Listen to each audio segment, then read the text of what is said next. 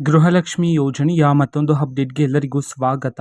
ನಾನು ನಿಮ್ಮ ಪ್ರೀತಿಯ ಶಿವು. ಇವತ್ತಿನ ಒಂದು ವಿಡಿಯೋದಲ್ಲಿ ಗೃಹಲಕ್ಷ್ಮಿ ಯೋಜನೆಯ 31ನೇ ಕಂತಿನ ಹಣಕ್ಕೆ ಸಂಬಂಧಪಟ್ಟಂತೆ ಈಗ ಒಂದು ಮುಖ್ಯವಾದ ಮಾಹಿತಿ ಆದರೆ ಬಂದಿದೆ. ಸೊ ಬನ್ನಿ ಇದರ ಬಗ್ಗೆ ಮಾಹಿತಿಯನ್ನು ಈ ವಿಡಿಯೋದಲ್ಲಿ ನಾವು ತಿಳ್ಕೊತಾ ಹೋಗೋಣ.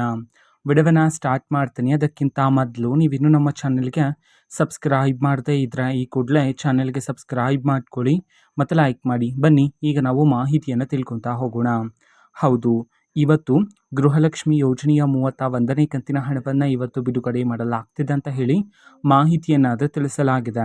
ಯಾವ ಯಾವ ಜಿಲ್ಲೆಗಳಲ್ಲಿನ ಮಹಿಳೆಯರ ಖಾತೆಗಾದ್ರೆ ಇವತ್ತು ಗೃಹಲಕ್ಷ್ಮಿ ಯೋಜನೆಯ 31ನೇ ಕಂತಿನ ಹಣವನ್ನು ಇವತ್ತು ಬಿಡುಗಡೆ ಮಾಡಲಾಗ್ತಿದೆ.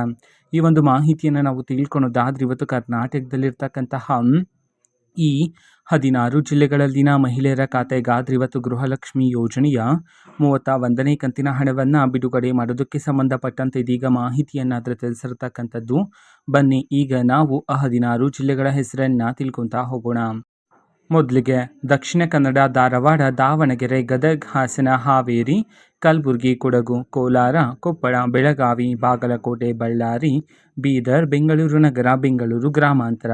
ಈ 16 ಜಿಲ್ಲೆಗಳಲ್ಲಿನ ಮಹಿಳೆಯರ ಖಾತೆಗಾದ್ರೆ ಇವತ್ತು ಗೃಹಲಕ್ಷ್ಮಿ ಯೋಜನೆಯ 31ನೇ ಕಂತಿನ ಹಣವನ್ನು ಬಿಡುಗಡೆ ಮಾಡಲಾಗ್ತಿದೆ ಅಂತ ಹೇಳಿ ಇದೀಗ ಮಾಹಿತಿಯನ್ನಾದ್ರೆ ತಿಳಿಸಿರ್ತಕ್ಕಂಥದ್ದು. ಓಕೆನಾ. ಸೊ ಇದು ಇವತ್ತಿನ ಒಂದು ವಿಡಿಯೋ.